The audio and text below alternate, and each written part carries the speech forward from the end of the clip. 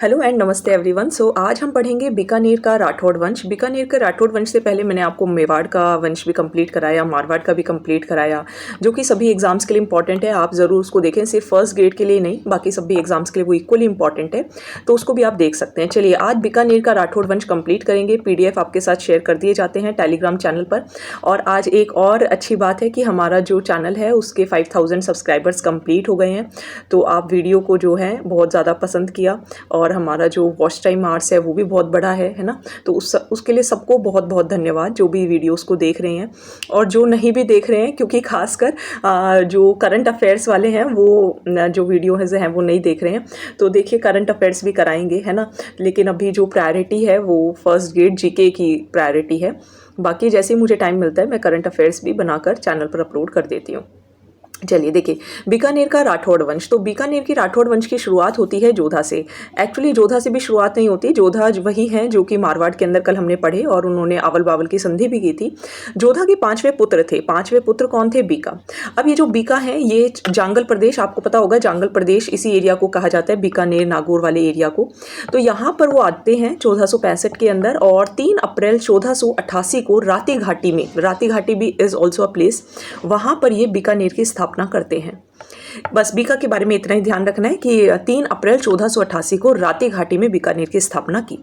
फिर आते हैं राव लूणकरण। तो लूणकरण मैंने आपको कई बार बताया है कि देखिए राव लूणकरण जो हैं वो हमारे कलयुग के कर्ण हैं और जो राव राय सिंह हैं वो राजपुतानी के कर्ण हैं। तो ये ध्यान रखना है, जैसे एक वो है ना हाड़ौती का खजुराहो, राजस्थान का खजुराहो, तो ऐसे ही ये 2 पॉइंट्स आते हैं, कलयुग का कर्ण और राजपुतानी का कर्ण।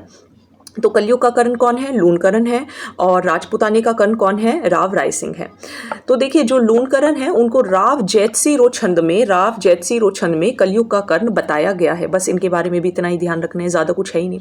अब आ जाओ ये वाला राव जैतसी। कल भी मैंने आपको बोला था कि मारवाड़ के अंदर जब मैंने आपको क्वेश्चंस दिखाए थे कि जो चुंडा थे उनको जो शासन मिला था या जो एरिया मिला था वो दहेज में मिला था, तो ये नोट्स में था।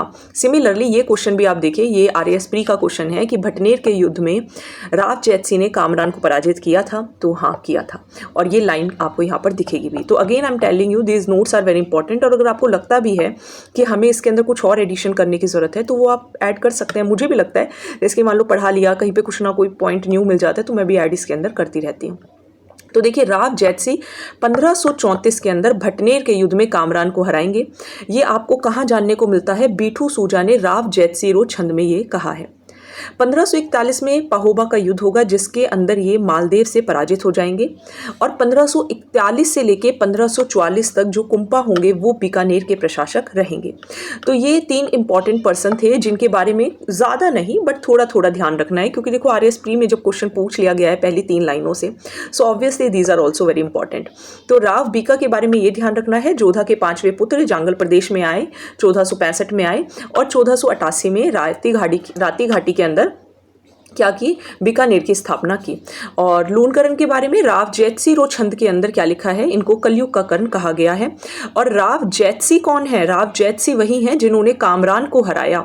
और राव जैतसी रो छंद के अंदर जो वर्णन है वो किसने किया है? बीठू सूजा ने ये वर्णन किया है। राव जैतसी ने कामरान को किस युद्ध में पराजित किया? भटनेर के युद्ध में किया। कब हुआ था भटनेर का युद्ध? 1534 में हुआ था। 1534 में ही पाहुबा का युद्ध होगा जिसके अंदर ये मालदेव से पराजित हो गए 1541 में।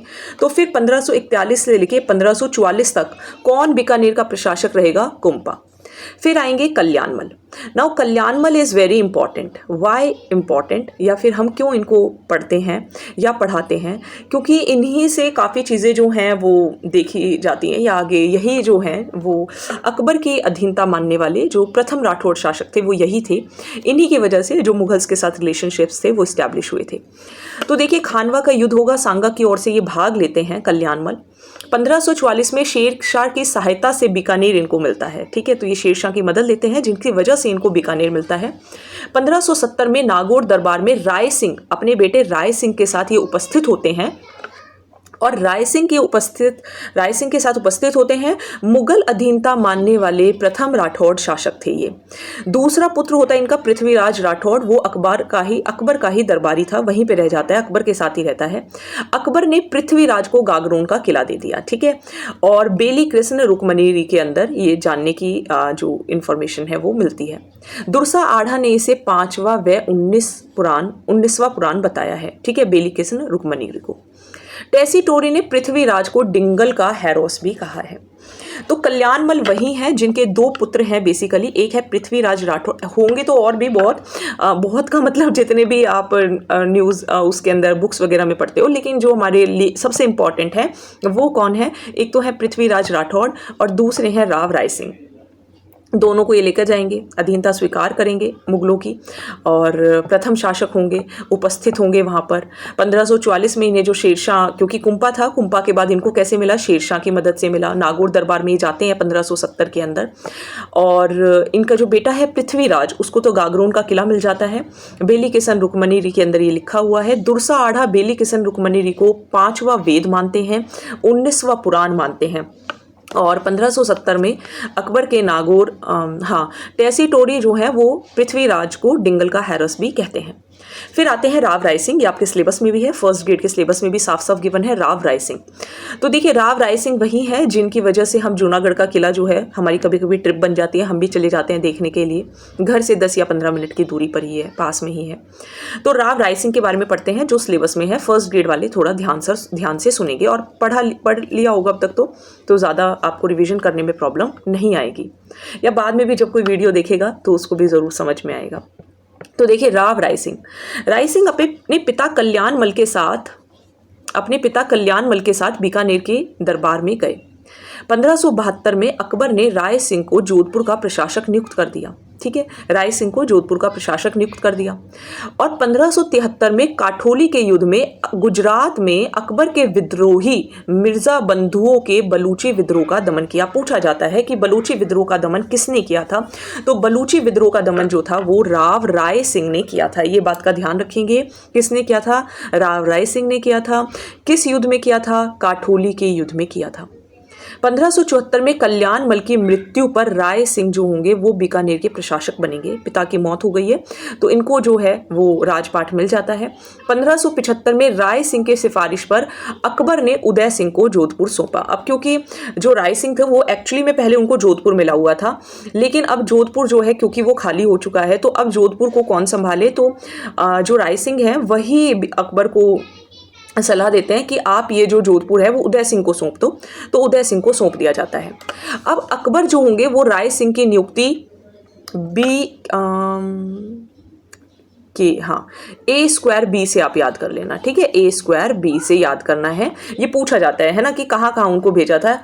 A नहीं बनेगा, सॉरी, BC² बनेगा। एक बार मैं इसको रब कर देती हूँ, BC², ठीक है। B से बलूचिस्तान, C से आपका काबुल और C से ही कंधार। तो यहाँ पर भी इनकी नियुक्ति होगी और यहाँ पर भी इनको भेजा जाएगा, ठीक है। ये काफ़ी इंपॉर्टेंट है, काफ़ी पेपर के अंदर पूछा गया है कि राय सिंह की नियुक्ति कहाँ कहाँ होती है, तो बलूचिस्तान में होती है, काबुल में होती है, कंधार में होती है। आप PYQs लगा रहे होंगे, MCQs लगा रहे होंगे तो समझ पा रहे होंगे, नहीं लगा रहे हो तो फिर नहीं समझ पाओगे, ठीक है। तो MCQs PYQs प्रैक्टिस करने बहुत ज़रूरी हैं, ये बहुत ज़रूरी होते हैं। आपने पढ़ लिया है लेकिन आप PYQs MCQs लगाइए।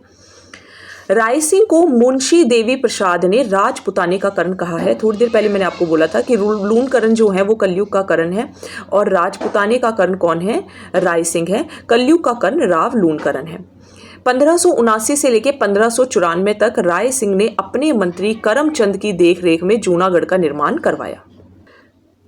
हाँ जी, चलिए। तो देखिए यहाँ पर क्या है कि कहाँ पर थे हम, राय सिंह ने अपने मंत्री करमचंद की देखरेख में जूनागढ़ का निर्माण करवाया, जिसको ज़मीन का जेवर कहा जाता है और अभी प्राइज वो अवार्ड भी मिला है ना, मैंने आपको करंट अफेयर्स में भी पढ़ाया था। ज़मीन का जेवर इसको कहते हैं। जयमल व फत्ता की गजारोही मूर्तियाँ भी यहाँ पर स्थापित करवाई गई हैं। 1605 में अकबर की मृत्यु पर जहांगीर तो जूनागढ़ का जो निर्माण करवाया गया वो करमचंद की देखरेख में करवाया। राय सिंह ने अपनी मंत्री करमचंद की देखरेख में जूनागढ़ का निर्माण करवाया, जिसको ज़मीन का जेवर कहते हैं। जयमल व फत्ता की जो गजारोही मूर्तियां हैं वो वहाँ स्थापित करवाई। अब इसके बाद देखिए, अकबर ने जो था वो जहांगीर को 4000 का मनसब दिया था, लेकिन जहांगीर ने उसको बढ़ाकर 5000 कर दिया। ठीक है, क्योंकि अकबर के बाद ही जहांगीर आएगा, है ना। जैसे कि आप ये लिखोगे तो देखो, पहले अकबर आएगा और फिर जहांगीर आएगा। तो अकबर 4000 का देता है और फिर जहांगीर जो होता है वो 5000 का मनसब देता है। चलिए, अब देखिए, अकबर की मृत्यु पर, जब अकबर की मृत्यु हो जाती है तो राय सिंह को आगरा बुलाया गया और 5000 का मनसब दिया जहांगीर ने। राय सिंह ने अकबर और जहांगीर दोनों का ही विश्वास पात्र था। फिर 1612 में बरहानपुर में राय सिंह की मृत्यु होगी। राय सिंह ने राय सिंह महोत्सव और ज्योतिष रागमाला पर बाल बोधिनी टीका लिखा।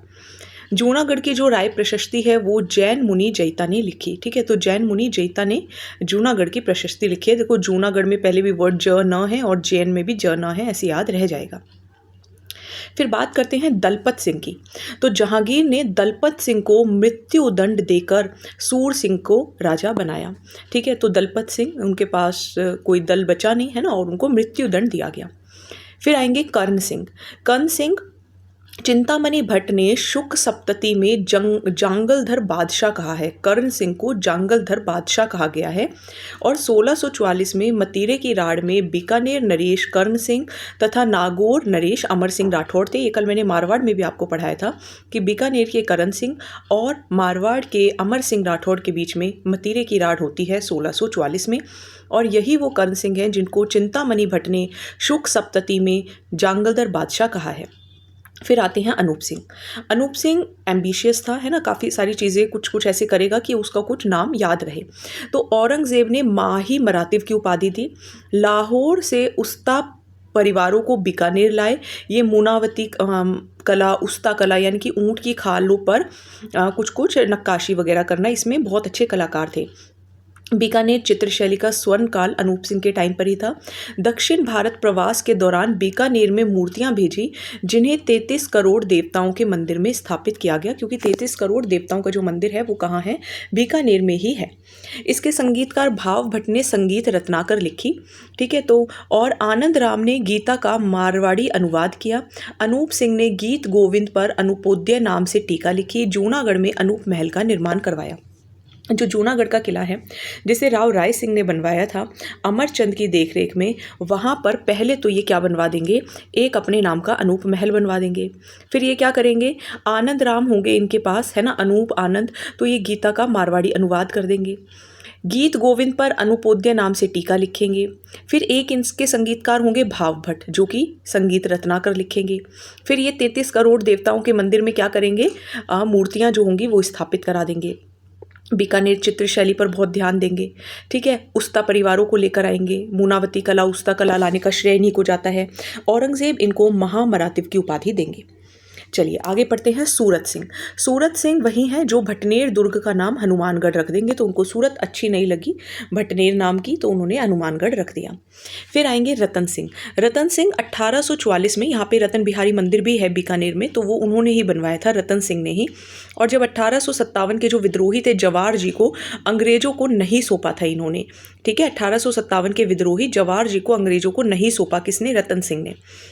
1844 में राजपूत शासकों को कन्या को ना मारने की आन जारी की कि लड़कियों को नहीं मारोगे, है ना, लड़कियां भी रतन सिंह हैं। ठीक है, तो ये रतन सिंह के बारे में ध्यान रखना है।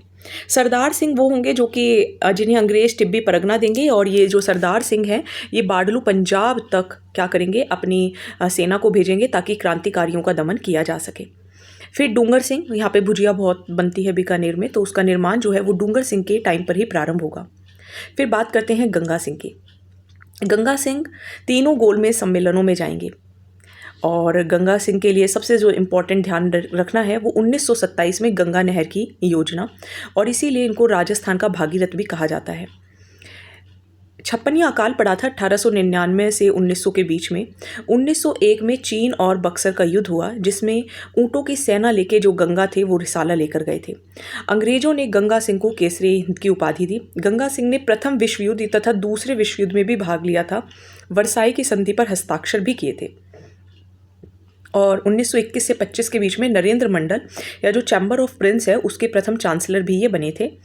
गंग नहर योजना इन्हीं की वजह से आई थी। तीनों गोलमेज सम्मेलन जो 30 में हुआ, 31 में हुआ, 32 में हुआ, उस तीनों में इन्होंने भाग लिया। बटलर कमेटी से मांग की कि राजाओं के संबंध भारत सरकार से ना होकर इंग्लैंड के राजतंत्र से माने जाएं। बीकानेर एक दिग्दर्शन नामक पैम्पलेट है जो कि गोपाल दास, चंदमल बेहड़, सत्यनारायण सराफ, खूबचंद सराफ ये क्या करेंगे, गंगा सिंह की आलोचना करेंगे और फिर बीकानेर षड्यंत्र केस इनके ऊपर चलाकर इनको पकड़ लिया जाएगा। 1943 में गंगा सिंह की मृत्यु हो जाएगी। बीकानेर के लास्ट शासक हैं शार्दुल सिंह, जो इंदिरा गांधी नहर के प्रणेता हैं और विलय पत्र पर सबसे पहले इन्होंने ही हस्ताक्षर किया था। चलिए, तो बीकानेर का राठौड़ वंश मैंने आपको कंप्लीट कराया। आई होप समझ में आया होगा। प्रैक्टिस करते रहिए। All the very best. Thank you.